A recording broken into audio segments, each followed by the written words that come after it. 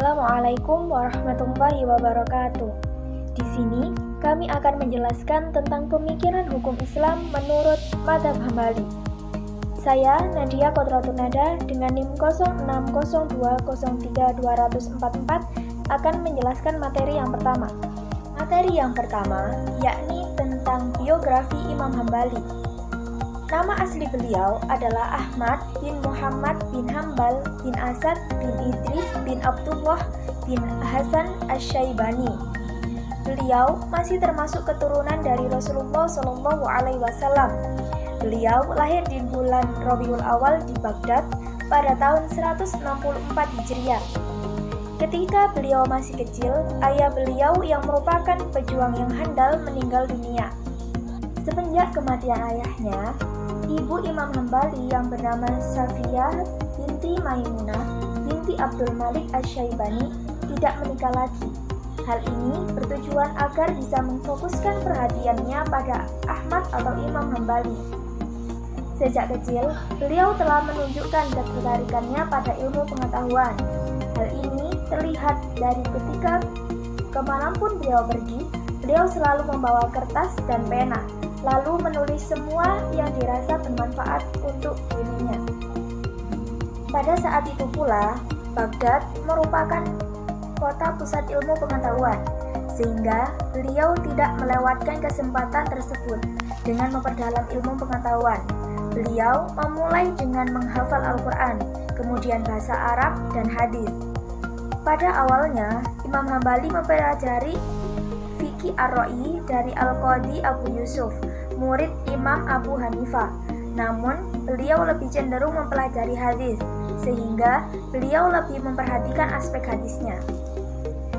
Karena kecintaannya terhadap ilmu, terkhususnya terhadap hadis, membuat Imam Hambali memutuskan untuk melakukan perjalanan mencari hadis. Dimulai pada tahun 179 Hijriah, ketika beliau berumur 15 tahun. Beliau memulainya di kota Baghdad dan berlangsung selama 7 tahun.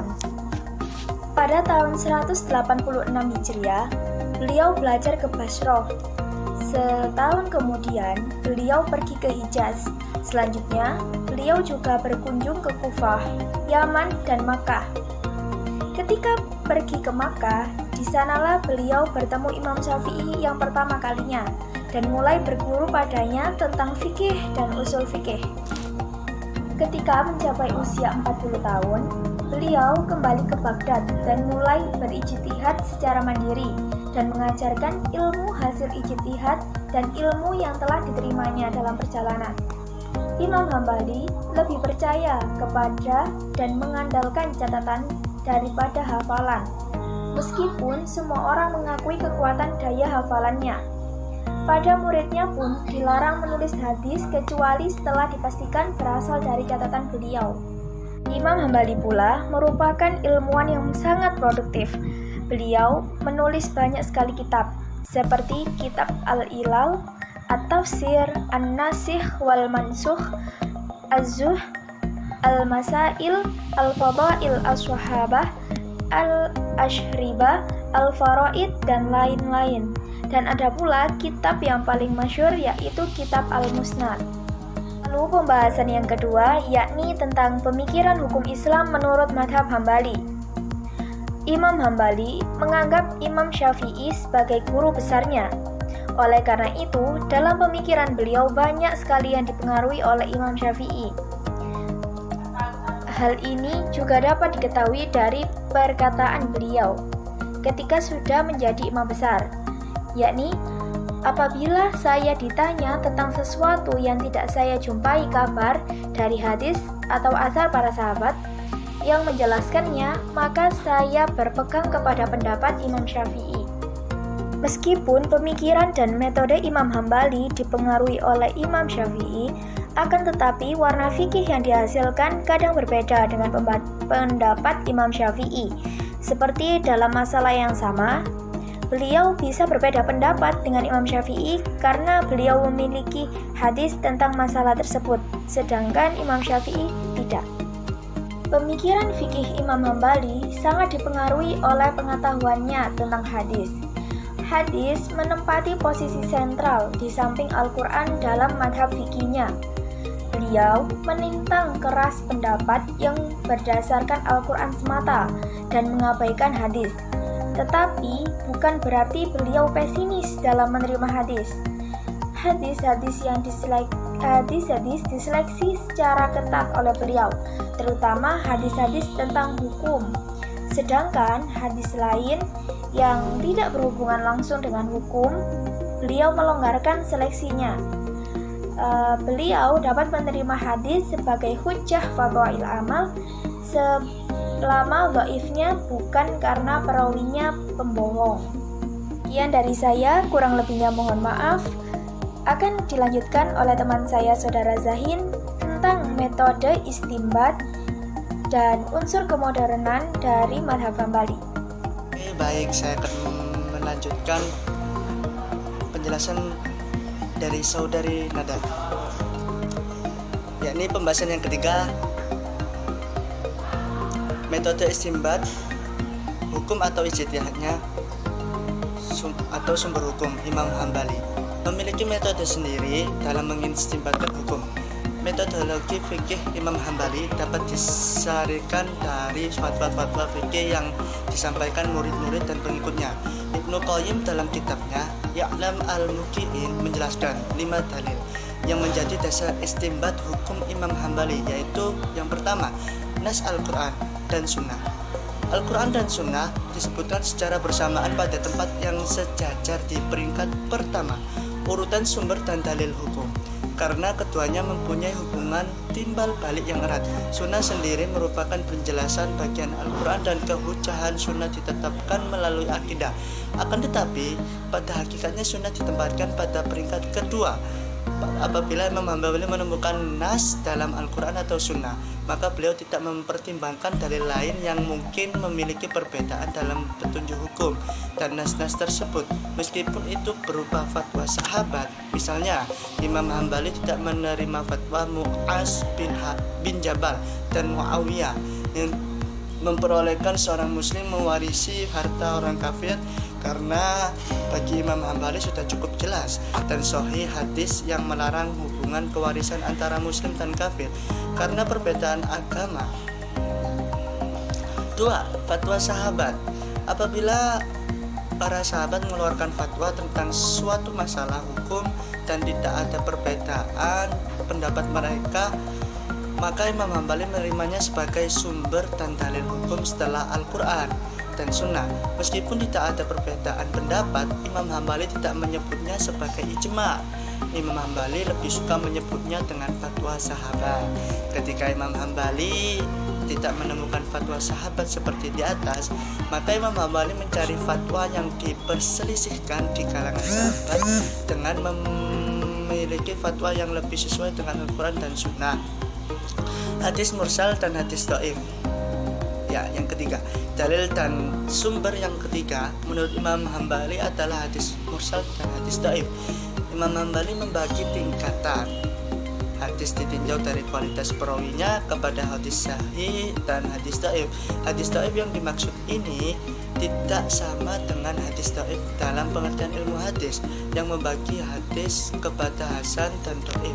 Menurut Ibnu Qayyim, sebagaimana dikutip oleh Abu Zahra, hadis dhaif versi Imam Hambali bukanlah hadis batil atau hadis mungkar. Pada hadis tersebut tidak ada kerusakan pada periwayatannya sehingga tidak boleh dijadikan dalil hukum. Hadis dhaif yang dimaksud adalah hadis yang perawi-perawinya tidak sampai pada derajat sikoh dan tidak pula jatuh kepada ittiham. Yang terakhir, qiyas. Apabila Imam Hambali tidak menemukan dalil hukum dalam Al-Quran dan Sunnah, fatwa sahabat dan tabi'in, hadis dhaif, maka Imam Hambali menggunakan qiyas. Penggunaan qiyas ini dengan keadaan terpaksa, dalam arti tiada dalil-dalil yang seperti di atas. Di samping menggunakan kelima dalil dan sumber hukum yang dijelaskan Ibnu Qayyim di atas, menurut Abu Zahra, Imam Hambali juga menggunakan sumber lain seperti ijma', al-masalih, istilah zara'i, dan istislah. Abu Zahra mencoba menjelaskan pandangan Imam Hambali dalam penggunaan dalil dan sumber hukum tersebut. yakni ijma. Ijma merupakan kesepakatan para mujtahid di dalam suatu para masa tentang suatu hukum syarah berdasarkan dalil-dalil Al-Qur'an. Yakni terus selanjutnya al-masolih al-mursalah adalah kemaslahatan yang tidak ditemukan dalilnya dalam Al-Quran maupun Sunnah. Imam Hambali menerima al-masolih mursalah sebagai dalil hukum karena menurutnya para sahabat juga menggunakannya. Yang ketiga, istisab. Menurut Abu Zahra, tidak mungkin Imam Hambali juga menerima maslahah sebagai dalil hukum, maka tidak mungkin mereka menentang istisan al-zari'ah. Zari'ah berarti wasilah, yaitu perantara yang menghasilkan dan menyebabkan terwujudnya suatu perbuatan hukum tertentu. Yang kelima, istisab. Istisab adalah melanjutkan pemberlakuan hukum yang sudah ditetapkan sampai ada dalil yang merubahnya. Imam Hambali menggunakan dalil ini dalam istinbat hukum. Misalnya mereka menggunakan kaidah fikih dalam masalah-masalah akad, syarat, dan lain-lain. D. Unsur-unsur modernisasi menurut Imam Ahmad bin Hanbal. Para ahli berbeda pendapat mengenai unsur-unsur modern. Ada ahli yang mengatakan bahwasanya unsur-unsur kemodernan itu adalah suatu unsur rasional, dan sebaliknya ada ahli yang mengatakan bahwa rasional itu tidak bisa dikatakan modern. Ada juga ahli yang mengatakan bahwa unsur-unsur modern itu adalah suatu yang bersifat kontemporer sebagai lawan dari klasik. Memahami mazhab Islam modern tidak bisa dipisahkan dengan pembicaraan mazhab Islam tradisional, karena Islam modern itu termasuk ciri dari pendekatan rasional ilmiah, sementara paham tradisional dijadikan dengan tradisi lebih berat yang didukung oleh rasional atau emosi. Ada yang mengaitkan istilah kemodernan dengan pemikiran barat, sebagaimana dinyatakan oleh Sigit Bayu Aji bahwa pemikiran kontemporer Islam yang bersifat Islami itu dihubungkan dengan kemodernan yang identik dengan barat. Oleh karena pemikiran merupakan wacana yang berkembang secara dialektik, yakni dalam periodisasi waktu atau tempat atau kawasan tertentu, sehingga kita dapat memahami arti modern dan Islami. Karena itu dalam wacana pemikiran modern antara Islam dan Barat, titik utama kajiannya terletak pada tataran epistemologis, yakni sumber pengetahuan. Cara pemikiran Islam sesuai dengan sumber pengetahuannya yang selalu mengacu pada Al-Quran dan Sunnah. Maka dari itu segala bentuk kajian yang menafikan Al-Quran dan Sunnah tidak dapat dikatakan sebagai pemikiran Islam. Aksiologis akan berbeda bahwa pemikiran Barat dan Islam akan mengalami bias dan hilangnya corak kekhasannya karena disesuaikan dengan realitas yang ada. Islam tidak menantang upaya rasional hanya saja, bahkan Islam menganjurkan penggunaan rasio untuk memahami syariat. Di sini rasio perlu didukung oleh upaya lain, yaitu untuk menemukan kebenaran ilmiah. Kemodernan yang sesuai pemikiran Barat yang telah dikatakan oleh Sigit Bayu Aji bahwasanya pemikiran kontemporer Islam yang bersifat Islami itu dihubungkan dengan kemodernan yang identik dengan pemikiran Barat. Cara pemikiran Islam sesuai dengan sumber pengetahuannya yang selalu mengacu pada Al-Quran dan Sunnah. Maka dari itu segala bentuk kajian yang menafikan Al-Quran dan Sunnah tidak dapat dikatakan sebagai pemikiran Islam. Mazhab Imam Ahmad bin Hanbal dapat diketahui dari dua pandangan, yaitu pandangan metode istinbat dan dalil hukum yang dipakai, di mana itu berbeda dari Imam Malik dan Imam Syafi'i. Seperti yang saya teruskan, fatwa-fatwa sahabat sebagai sumber referensi dalam metode istinbatnya dan hukumnya menjadi keterangan bahwa dari pemikiran fikih sahabat itu bisa membuat pemikiran Imam Ahmad bin Hanbal. Dengan itu sulit untuk memahami arah pemikiran fikih dari Imam Ahmad bin Hanbal ini. Fikih Imam Ahmad bin Hanbal yaitu pemikiran dan fatwa sahabat dengan maksud pada hukum-hukum yang tidak dibagikan. Fatwa sahabat dan hadis, apakah yang diriwayatkan itu sahih atau dhaif, dan itu bisa menjadi suatu keterangan dasar. Menurut Imam Ahmad bin Hanbal, para sahabat banyak memiliki pesan yang sahih. Pernyataan ini menyatakan bahwasanya pendidikan fikih sahabat di awal dapat mempengaruhi sistem ijtihad yang dibentuk oleh Imam Hambali. Imam Hambali menggunakan hadis mursal maupun dhaif dengan 3 pertimbangan, yaitu hadis yang ditemukan setingkat, yang kedua tidak ada pendapat dari sahabat, yang ketiga tidak ada kesepakatan sahabat yang mentengnya karena konsistensinya yang tinggi untuk mempertahankan hadis sebagai sistem dan hujjah ijtihadnya. Imam Hambali termasuk ahli fikih yang lebih berpatokan kepada pendahulunya, maka Imam Hambali akan sebagai pada Imam Malik dan ahli hadis yang lain. Dari penjelasan unsur-unsur kemodernan menurut Imam Hambali di atas, bahwasanya beliau memiliki keberanian yang tinggi dalam memetakan dan membentuk pendapat fikihnya sendiri dan membentuk pola pikir yang baru. Yang dimaksud hadis dhaif oleh Imam Hambali adalah hadis yang tidak mengandung unsur batil atau mungkar, atau di dalamnya tidak terdapat perawi muttaham. Ya, seperti yang saya jelaskan di atas tadi. Selanjutnya, unsur kemodernan mazhab Hambali semakin dipertegas oleh pemikiran dua tokoh terkenal dalam sejarah fikih Islam, yaitu Ibnu Taimiyah dan Ibnu Qayyim al-Jauzi. Selain itu, ia juga melihat bahwa perkembangan Islam di berbagai bidang, terutama fikih, teologi, politik, dan tasawuf, memiliki ketidaktentuan sehingga tidak terkontrol, dan berkembanglah neo-fikih, neo-kalam, dan lain-lain. Karena itulah menurut Ibnu Taimiyah, sebagaimana dikutip oleh Fazlur Rahman, diperlakukan suatu langkah untuk kembali kepada Al-Quran dan hadis, karena banyak dari kebenaran telah ditinggalkan, sedangkan kesalahan banyak diambil sebagai kebenaran dan kesalahan tercampur. Selain itu juga diperlukan ijtihad karena para ahli fikih tidak lagi melakukan karya ilmiah. Setelah adanya.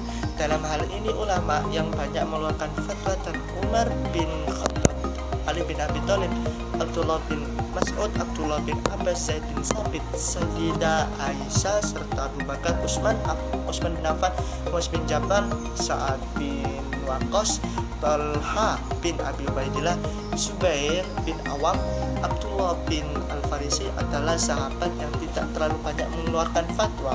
Apabila Imam Hambali tidak menemukan nas yang berasal dari Al-Quran dan Sunnah, pendapat dari sahabat, hadis mursal maupun hadis dhaif, maka ia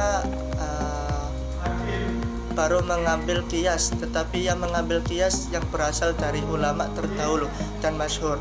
Adapun hadis dhaif menurut Imam Hambal bukanlah hadis batil atau mungkar, atau perawinya yang dituduh dusta, serta tidak boleh diambil hadisnya. Namun yang beliau maksud dengan kandungan hadis dhaif adalah orang yang belum mencapai derajat sikoh tetapi tidak sampai dituduh berdusta, dan jika memang demikian maka ia pun bagian dari hadis sahih, baik berupa istishab akli atau biasa disebut melangsungkan keberlangsungan hukum akal, menangani kebolehan atau bebas asal pada saat itu disumbai dalil yang mengubahnya. Dan istihab syar'i atau melangsungkan keberlangsungan hukum syara berdasarkan suatu dalil dan tidak ada dalil yang mengubahnya. Nah, sekian dari penjelasan dari kelompok kami tentang pemikiran Islam menurut mazhab Imam Hambali. Sekian. Assalamualaikum warahmatullahi wabarakatuh. Bye bye.